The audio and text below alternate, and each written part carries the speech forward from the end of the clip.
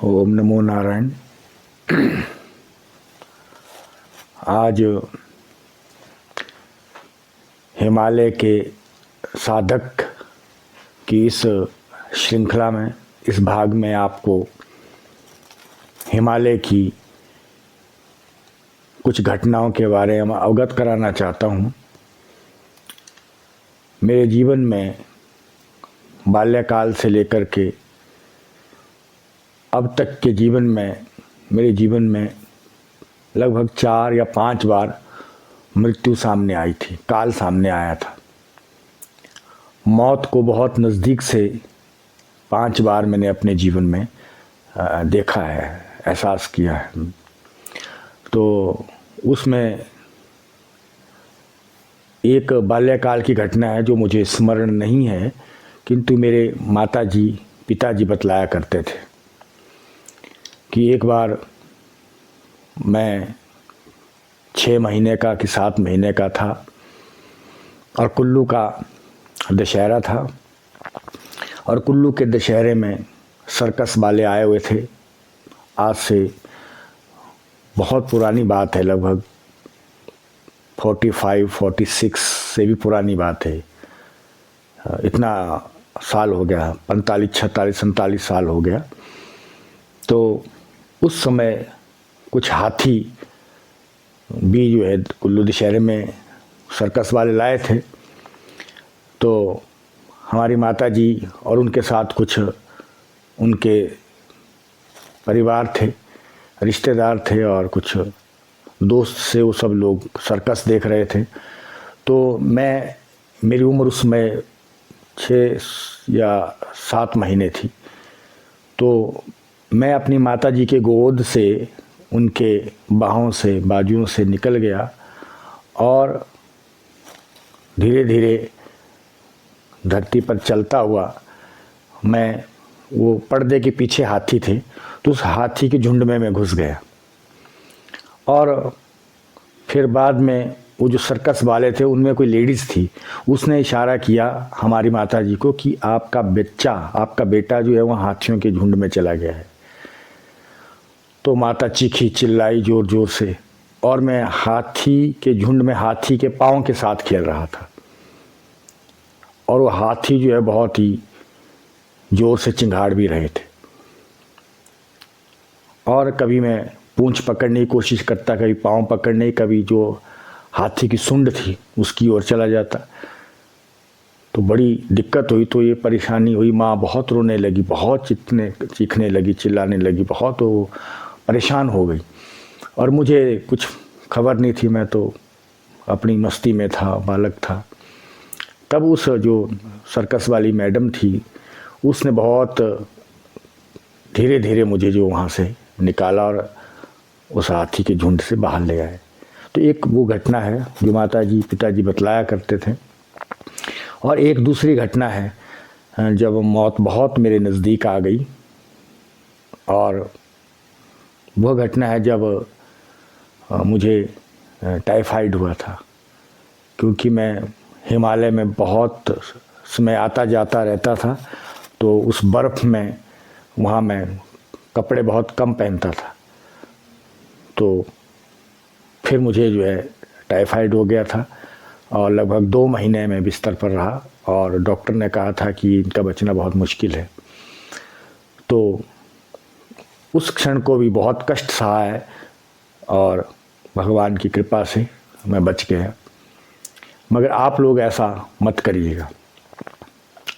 साधना और योग के नाम पर कहीं ऐसी जगह में ना चले जाइएगा जहां आपको दिक्कत हो, परेशानी हो।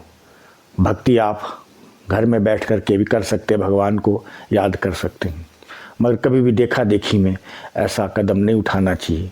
ये ध्यान रखिएगा, सावधान रहिएगा।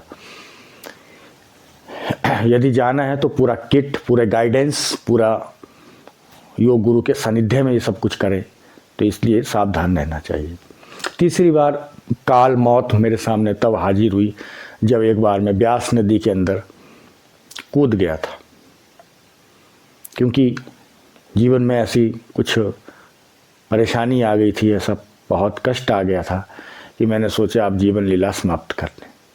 तो ब्यास नदी में कूद गया था। तो हमारे पिताजी के एक मित्र थे, पंजाब के रहने वाले थे वो, तो वो व्यापारी थे, पिताजी के साथ व्यापार करते थे। तो उन्होंने मुझे जो है, उन्होंने ब्यास नदी में छलांग लगा दी और मुझे जो है पकड़ लिया। तो बाद में मुझे एहसास हुआ, महसूस हुआ, काफ़ी साल पुरानी बात है ये, कि कभी भी जीवन में कष्ट आए, पीड़ा आए, तो कभी भी हार नहीं माननी चाहिए और अपने जीवन को कभी समाप्त नहीं करना चाहिए, क्योंकि ये बहुत ही अपराध है, बहुत ही बुरी बात है और ये बहुत बड़ा अधर्म है, क्योंकि मनुष्य शरीर बार बार नहीं मिलता है। ये बाद में फिर मैंने चिंतन किया और संकल्प किया कि अब जीवन में कुछ भी कष्ट आए, अब जी के दिखाना है, कुछ करके दिखाना है, कुछ साधना करनी है और ऊंचाइयों को स्पर्श करना है। तो ऐसा था। और एक बार साधना काल में मेरे ऊपर बर्फ़ गिर गई थी हिमालय में, जब मैं साधना कर रहा था गुफा में। वो 11 दिवसीय साधना थी, तो उसमें जो है बर्फ़ चारों तरफ स्नोफॉल हुआ और मेरे ऊपर बर्फ़ का पूरा एक पहाड़ सा बन गया और मैं उसके अंदर, मतलब मेरा दम घुटने लगा था। तो उस समय भी मेरी गुरु कृपा से, भगवान की कृपा से जो है बचाव हुआ, रक्षा हुई। और एक बार मैं नवरात्रि साधना कर रहा था, तो 9 दिन मैंने संकल्प लिया था कि मैं भोजन नहीं करूँगा, पानी नहीं पीऊँगा। और ऐसा एक गुरुजी थे मेरे, उन्होंने बतलाया था कि इस ढंग से, ताकि मैं भोजन नहीं करूँगा, पानी नहीं पीऊँगा। और ऐसा एक गुरुजी थे मेरे, उन्होंने बतलाया था कि इस ढंग से भगवती की साधना करनी है आपने। तो वो शक्ति के उपासक थे वो गुरु भी।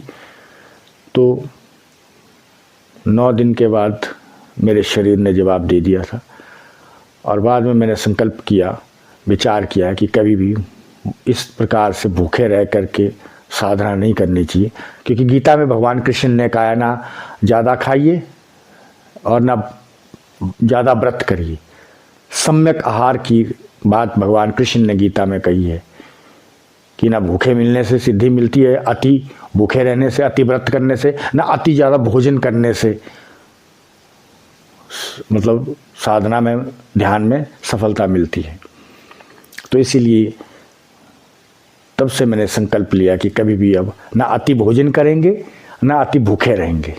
भगवान कृष्ण का जो आदेश है, संदेश है गीता में, उसको फॉलो करेंगे और उसमें मुझे बहुत फिर लाभ हुआ। और यही मैं आप लोगों को भी कहता हूँ कि कभी भी अति सर्वत्र वर्ज्यता है। अति जो होती है वो बहुत बुरी होती है, जो कोई भी अति हो। तो ये ध्यान रखिए कि सहज मध्यम मार्ग वो बहुत ही अच्छा होता है। भगवान बुद्ध ने भी मध्यम मार्ग में बहुत अच्छा संदेश दिया कि हमें, जैसे बुद्ध कहते हैं कि बीणा के तार बहुत कसने भी नहीं चाहिए कि वो टूट जाएं और इतने ढीले भी ना छोड़ें कि उसमें कोई सुर संगीत ना उठ सके। तो इस चीज़ का ध्यान रखें। तो इस प्रकार से 4-5 बार मृत्यु से मेरा बचपन से अभी तक सामना हुआ है, लेकिन मौत मुझे झपट्टा नहीं मार सकी। क्यों? क्योंकि भगवान की कृपा है और गुरु कृपा है। हाँ, शरीर तो एक दिन छोड़ना है, जो आया है वो शरीर तो जाएगा एक दिन, लेकिन आत्म तत्व अमर है। नैनम छिदन्ति शस्त्राणि। सोल, आत्मा तत्व, चेतना तत्व ये अजर अमर है सबका। लेकिन शरीर तो एक दिन आया है, एक दिन शरीर को मरना पड़ता है, इसलिए कोई अहंकार नहीं करना चाहिए।